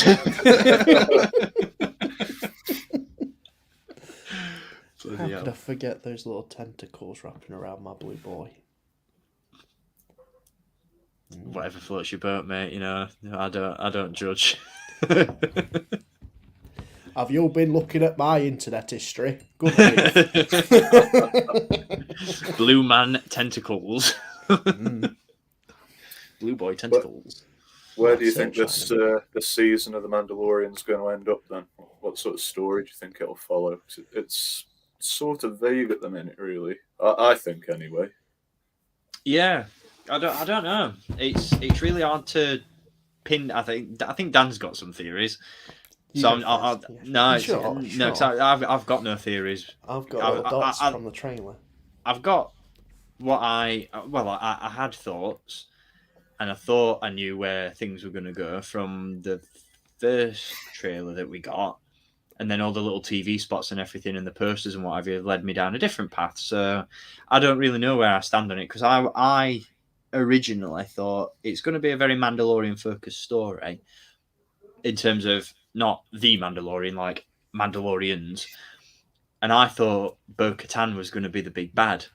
And I thought it'd all focus on their struggle about, at some point, Din's going to go back to Mandalore. There's going to be a power struggle there. Then there's going to be something else that comes. And I think that's still somewhat what we're going to get. But I thought that was going to be because it's only 8 episodes, I thought that was going to be the long and short of it all. But now, I haven't got a clue. I have no idea where it's going to go. And I know where I hope it's going to go. Like I said, get Sabine in there, drop some more hints towards Thrawn. Let's see Ahsoka again and start So I, as much as I don't like it, I do like the fact that some TV shows drop the hints for what's coming in other shows. Yeah. I think Book of Boba Fett went in too heavy with it, but Book of Boba Fett gave you an inclination as to where the next season of Mando is going to go. Mando season 2 gave you an inclination as to where Ahsoka is going to go, and I like that.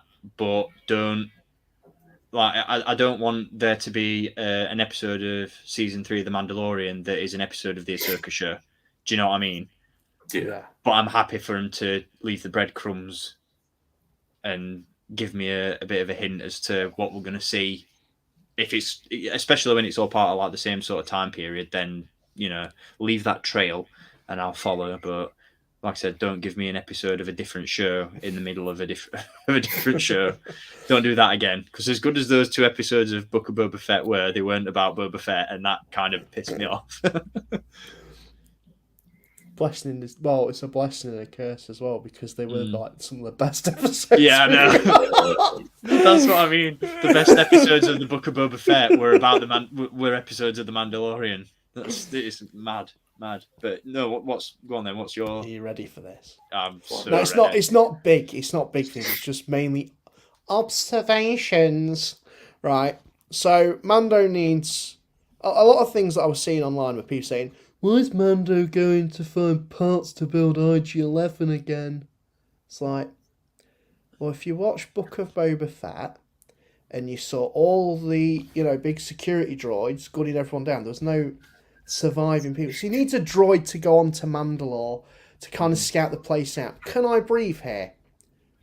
Am I going to die? Is the planet physically going to kill me?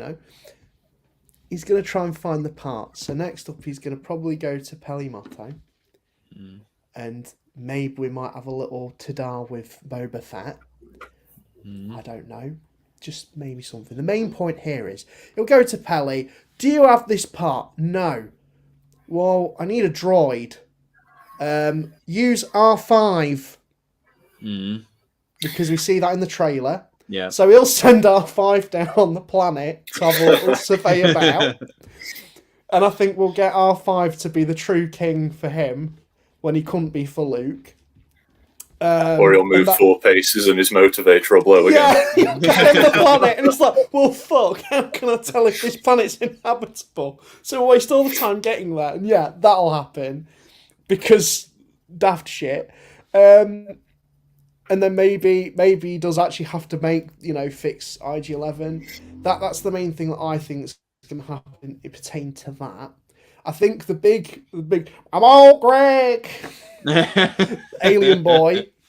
What's his face? The pirate. He's going to show up. I think he's going to be a reoccurring villain that's just going to hinder him from doing what he needs to do. I'm seeing lots of threads that are just potentially going to happen. I think the main one is once he gets to Mandalore and he's redone himself, that's at the point where he'll go to see the armourer and they'll have a little to do. He'll then maybe find Sabine. I think Sabine's going to show up this season. I don't think we're going to see Ezra and Thrawn as much as I would really love to. The only thing that makes me think we might see them is because of the whole Purgle thing. But if that's going to happen, I think Thrawn will show up. If he's going to show up, it'll be at the very end. Yeah. And I think it'll relate to the stuff on Coruscant. Is it Coruscant or Hosnian Prime that we've seen in the trailer where you see all the Star Destroyers either being... People are saying they're being dismantled. I didn't get that from it, though. No, I thought it looked more like construction. It's from 7th Fleet. It's his 7th Fleet. Like you said with the... Yeah. Sorry, John. No, that's it. That's it. That's his pitch. With you just on about R5 in the trailer, you also see Paz Vizsla and a bunch of Mandalorians slaying pirates on Navarro. Yeah. So I think that's definitely, a point of story. I'd like to know why they even end up getting back there. They seem to be very happy on their crocodile-infested beach. I think it's because Mando will get the dark, get re-thinged in the pools. He'll bathe in the bath. He'll bathe in the bath and he'll come back and say, look, I am now Mandalorian again. Here is proof. And I was like, okay, fine. And Paz Here's my Vizsla's baptism certificate. yeah, that's it. And Paz Vizsla's like, well, I did have a go before. Maybe we give this guy a shot. And Mando's like, oh, well, there's actually some shizzle going down on Navarro. Why don't we move there? Because that seems a bit safer. It'd be quite nice for us all, because they've got some nice prime real estate coming up, as Carver mentioned. So we'll all move there. We'll have a nice little happy family. Then Grief's got his protection. He's got his protection. Yeah, because there was, sorry to interject, but there was that line, wasn't there, about when Mando says to Bo-Katan, he says, oh, where are all your warriors? And she says, oh, they're spread throughout the galaxy as mercenaries. So it's like, yeah, there you go. Just bring them in, like you say, bring it as a hired hot goons. spot. I could sort of see, with regards to the Navarro situation, I could sort of see something similar to what happens in Force Awakens happening in this, where with the Guavian, is it the Guavians? The Guavians in it that report back to. Is it? Did they report to? Who do they report to? Who does Balatik talk to on the thing? And he's like, "Oh, it's Han Solo, and they're he just talks to somebody, doesn't he? He's like, "I like the First Order that Han Solo's on the Millennium Falcon with the droid." Yeah. I think it's going to be. I think it's going to be something like that. I think those pirates that Mando has the little ding dong with in that first episode are going to be informants to the Remnant. Yeah. And they're going to be like, "Oh yeah, well, you know that Mandalorian that you were looking for that's got that baby. Oh well, we've found him. Yeah, we found him. He's on Navarro. And then Empire's going to be like, take care of it for us." I'm pretty sure in original canon. Please, if anyone wants to quote me and correct me, because I'm not fully clued up on it, but I'm sure Thrawn relies on pirates and stuff to tell him about stuff that's going on. I seem to recall that somewhere, because there's that Talon card or something. Yeah. He's a character. I think Thrawn will be like, if he's knocking about and hiding, he'll be like, "Oh, well, keep in touch with pirates that you're getting connections with, and they can tell us what's going down." Oh, Mandalorians, lovely. They seem like a nice challenge to, like, you know. That's what I mean. I could sort of see something like that, and then whoever's on the other end of the phone is just like, "Oh, we'll go and take care of it for us, and we'll be there in a bit." And just then that's thrown in a call centre. Yeah. Sorry, see, like, oh, hello, here we go. Hello, this is First Order Formations. How can I take? How can I process your call? Oh man! If your call relates to the formation of the First Order, please press 1. If you'd like to report some Imperial or Rebel remnants on the go, let me know. Yeah. Is there a rebel insurrection in your area? You could be entitled to compensation. Have you seen a weird little guy running about? He's definitely dead, but you know, I want to see Rook back. Rook needs to come back. I'm not convinced Rook's dead, but yeah, I've got a feeling. That it's all the stuff from canon, previous canon, that's gonna connect the dots. And I think the pirate, even though we've had a bit of a throwaway to him, and I would love a figure of him, Hasbro, but I'm sure it'll take you about 10 years to make him. But yeah, deluxe 50 quid figure. Yeah. And he won't come with a chair. And that's it. Oh. Speaking of which, I thought I'd raise this point to you, Dan, because I know what a big fan of him you are. But I got, like, in terms of just like the way he's like carrying himself in that command tower and all that sort of stuff, it's like I got major Admiral Trench vibes from him. Yeah.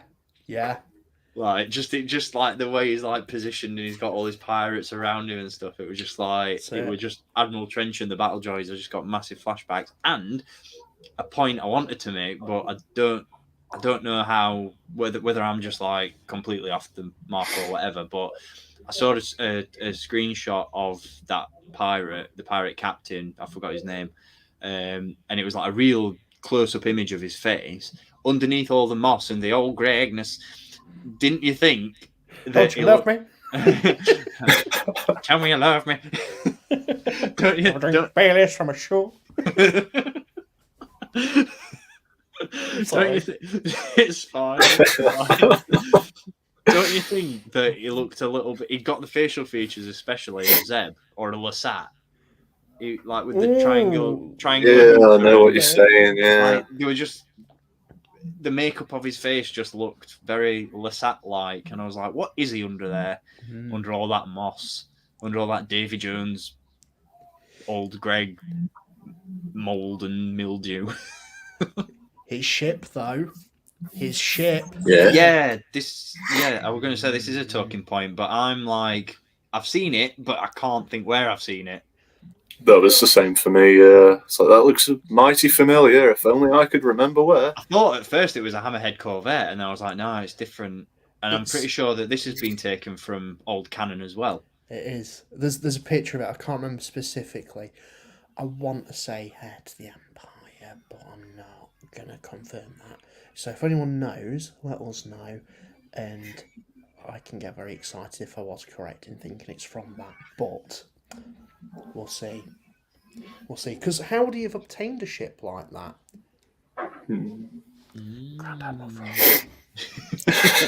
All roads relate to Thrawn. All roads relate to Thrawn, and we're gonna. If it's not Thrawn, it's definitely Darth Maul. I mean, anything's possible. He could dig himself out of that sand. It's just going to be that guy from Andor with his dogs and his little backlot sort of garage of used ships. He's going to be the big villain of the piece. He's going to be the one pulling the strings. You thought it was just the dogs I had on a leash. Lady Proxima will have your hide. That's just the thing, though. There's such a wealth of stories that you can dive into with some of those characters from Solo. I think that Solo did like a really good job of setting up what we all came to expect in like Andor and in certain episodes of Mandalorian, didn't it? It's just like that real world sort of like, this is how people are living it, loving it, surviving and barely thriving. So bringing it back to when we were discussing the comedy of Star Wars, every time I watch Solo, that's not a grenade, it's a rock, and you made a clicking sound with your mouth. Every time, I love that. It's so good, isn't it? Really good. It was ahead of its time when that was released. Very underappreciated. Yeah. How does it work? Oh, it works. That's my favourite line. Don't watch me. I can't perform when you're watching me. That's which is I'm sure a statement we can all live by. Oh, absolutely. Stage fright gets us all. Yeah. It's fine. I'll wait for the cubicle. Thank you. I'm glad I'm not alone. It's great. It's like, oh man. Dear. Well, on that toilet-related note, that's another one in the can. I think we'll wrap things up before I keep you guys from your morning any longer. Have you got anything that you want to plug? Because I know that you've got something that you're hoping to get to work on, aren't you, James? You were saying the other day that you've got something in mind. Work's a bit of a pain in the arse at the minute. So the time that I could spend making lovely videos is prohibited a little. But my idea is, as everybody knows, that I love the Clone Wars so much. All those figures that were in my collection video on my channel, by the way, cheeky little plug. It seems to be everybody focuses on the kind of vintage line when it comes to what it has been in Star Wars figure collecting. So I'd like to put together a video as a big retrospective of the Clone Wars line from 2008 to 2012. So that's going to take a bit of time because I need a few more of these. Terrible glare. There we go.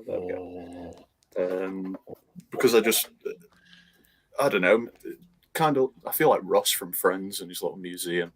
It'd be nice to just make something that was a celebration of the history of the line and where it meant to those people that is their sort of Kenner line, like how you guys are into your Power of the Force line. It's very much what I grew up with, and I think you don't see much modern day content for those figures. So that's in the pipeline.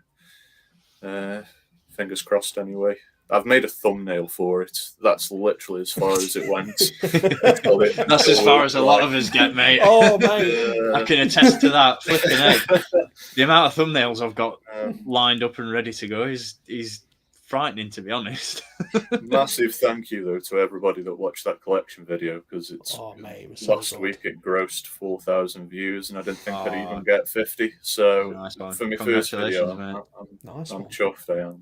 I hope I can find the time to carry on in some way. Yeah. But yeah.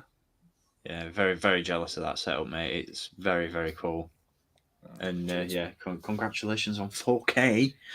4K. I'll for those of you that have not watched it, I'll put should be on this side. I'll put a little cheers, I'll put a little Need YouTube card. Yeah, it's up there somewhere. It's coming. But yeah, I've got your channel linked, or I've got your Instagram linked down in the video description now. But when we've finished up, I'll edit that to put your YouTube channel in there as well, and get that video to pop up on screen as well. Dan, what have you got lined up for us?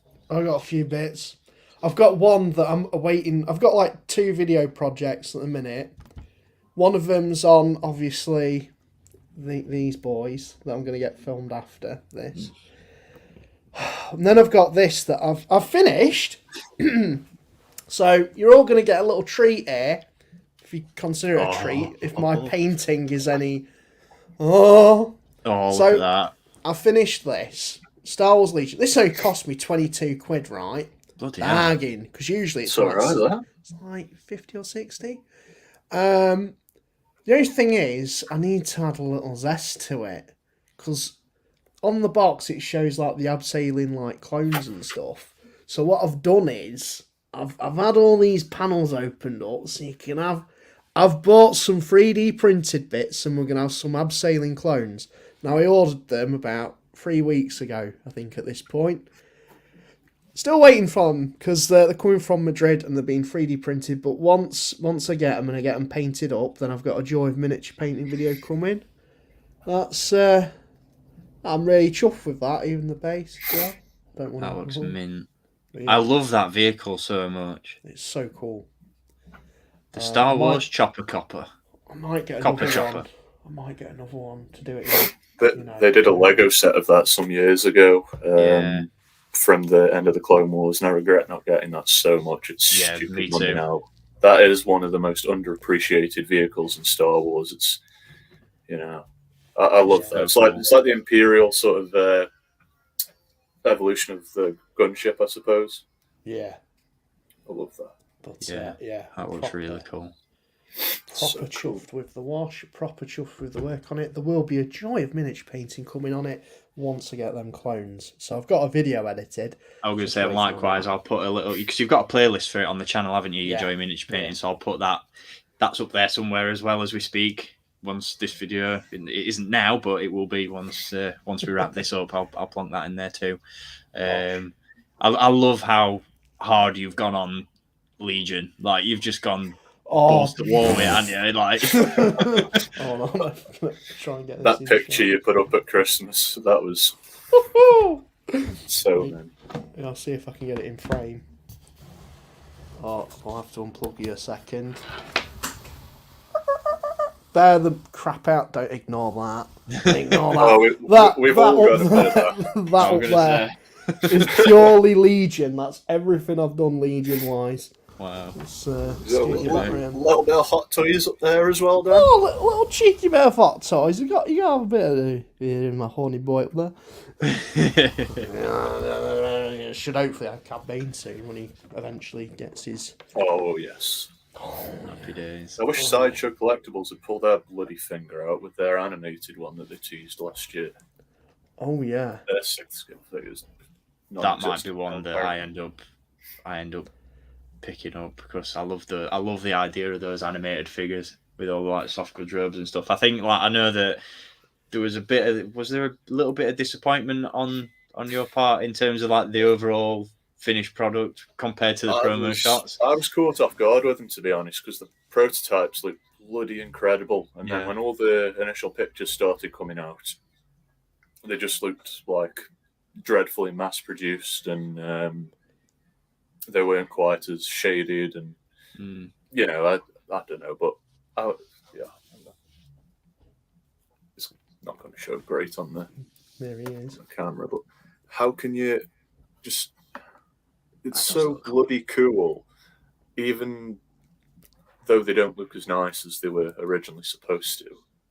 It's just so nice to have something like that from the Clone Wars. There's a real untapped market with 6 scale stuff to do all that. And I think there's an untapped market at the minute for every scale for Clone Wars. I think there's so much. Yeah. I mean, bloody hell, Hasbro went really heavy into that line back in the day, and they released every character you could possibly think of. But the amount that they could do, even today, based on a show that finished pretty much 10 years ago, is, you know. Yeah, I will say the bodies on them figures aren't great. They're very loosey goosey, but well. If we're going to talk about, here we go. If we're going to talk about, there's something that's quite relevant to what we were talking about there. I'll touch on that in a minute. If we're going to talk about bad bodies, I'm going to be doing some 1/6 scale reviews of my own in the coming days. But I'm laughing, but I'm absolutely buzzing with these. And as dog shit as they are, the couple that I'm going to actually do videos on are really bloody good. And I'm just in the market for these now. And remember, Dan, it's the Collector series. Oh, it's the Collector series. Oh, God, you've got me Jimmy's going there. But I'm having an absolute blast picking these up. They are so good, but in a really crap way. These are just like big bloated Power of the Force figures. And I'm going to do a couple of reviews on them on the channel in a couple of days. These are the two like sort of picks of the recent bunch. Obi-Wan and the Tusken Raider. The Tusken Raider actually is bloody fantastic, if I do say so myself. And I don't know, there's just something about it quality wise, because they are, for all intents and purposes, recycled action men, but that's got a charm to it that I absolutely love. And these two are, in terms of like soft goods and just better than you were expected. Like, you know, when you order something, you think that this is going to be shite when it comes, and then when it does come, and you're like, actually, this is really good. That's those two right there. But there's another third little boy who is quite relevant to what we were talking about earlier, actually, who I might chuck up on the channel as well. So I might get a little review of him on the go, since he's sort of relevant to the current series of Mando. So yeah, 1/6 scale reviews coming back to the channel.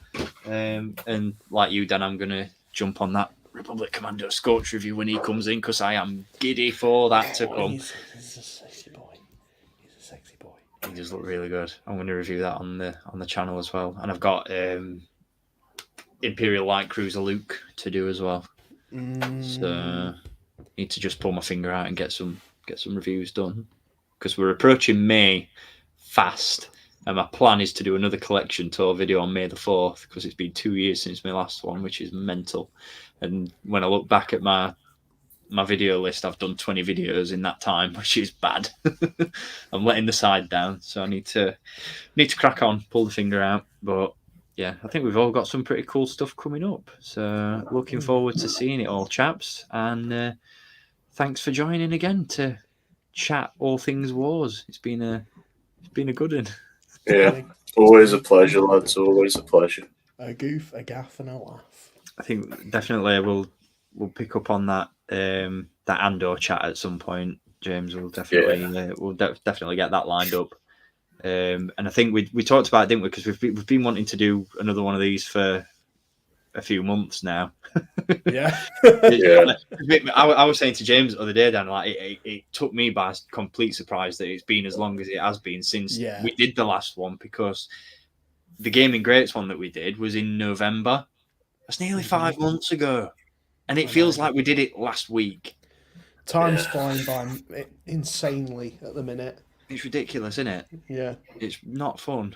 I looked at that video that we did a couple of weeks back, and it's like, how are we here? How's it in that frame of time? I know, it's insane. It's fucking depressing. End broadcast. Times are hard, friends are few. Ta-da to you. Here's to love, here's to honour. Queen and country. Oh, king, sorry, I forgot that. He's in power, isn't he? We want our privacy. We want our privacy. But yeah, I think we were talking about once we did get these up and running again, we were going to do a collecting highlights of 2022 stream, which I think is probably a little bit dated now by this point, but I think we could probably do. So I think what I really want to do with you guys, especially, I think, particularly because we've really each got sort of a niche aspect on this hobby overall, is I want to get you guys together and talk about our collecting side quests, which I think we always refer to it as that, because in addition to picking up stuff from like the current line, like Black Series and Vintage Collection, I go back and pick up Power of the Force 2 figures and 12-inch boys. Dan goes hard and doesn't go home when it comes to Legion, and James, you are diving really deep into Clone Wars, so I'd really like to get you guys together for another one of these at some point soon and talk about all the different things that we're doing and why we're doing it, and all the things that we're enjoying the things that we're enjoying collecting that aren't the Black Series or the Vintage Collection, or the stuff that's just getting released, what's driven us to that point. That's what I really want to get you guys. I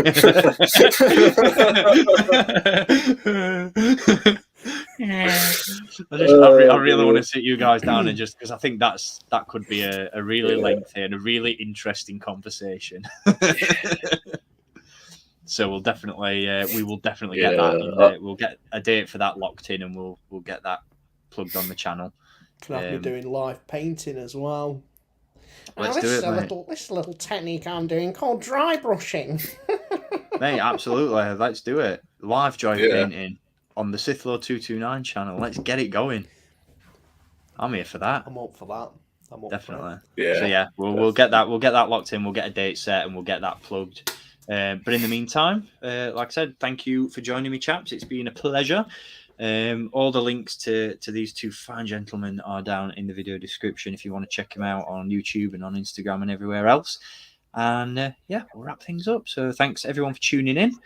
We didn't touch base on the comments today because we didn't get all that many, to be fair. So if we get the next one plugged well enough in advance, we'll do a little bit of an AMA as well while we're at it. They're a nice little catch up for us all. That's definitely. I think that's what it was. We thank to everyone who's watched. I think they've just indulged us just getting together to chat bollocks for 2 hours. I think what we talked about in terms of Mando might have been that. But, Star Wars is an immersive thing. It's not. It's multifaceted. Do you know what? I think we really. I think we touched base on it in a lot more depth than I was expecting. I was expecting to just do like a play-by-play, basically the episode. Oh, they're boring. So what did you think to this bit? What did you think to this bit? This bit. Whereas instead we've sort of said, okay, that's laid the foundation for what we want to see. This is where we think it'll go, and I like that. Yeah, I like that aspect a lot. So. Yeah. People who do videos where it's blow by blow. So we open on the scene. Shut up. We can watch it. Just talk about it and why. I was going to say, because I've titled this one Roundtable Review, but I think I'll change that to Roundtable Discussion, because it wasn't so much as a review as it was a chat about the show overall. Yeah. So it's all right. Get that all edited up and done. So yeah, that's it. And before I find something else to talk about, I'm going to let you guys get off. So thanks everyone for tuning in. Thanks for joining me, Dan and James. And we will see you all on the next one. Bye-bye. Ta-ra. See you later.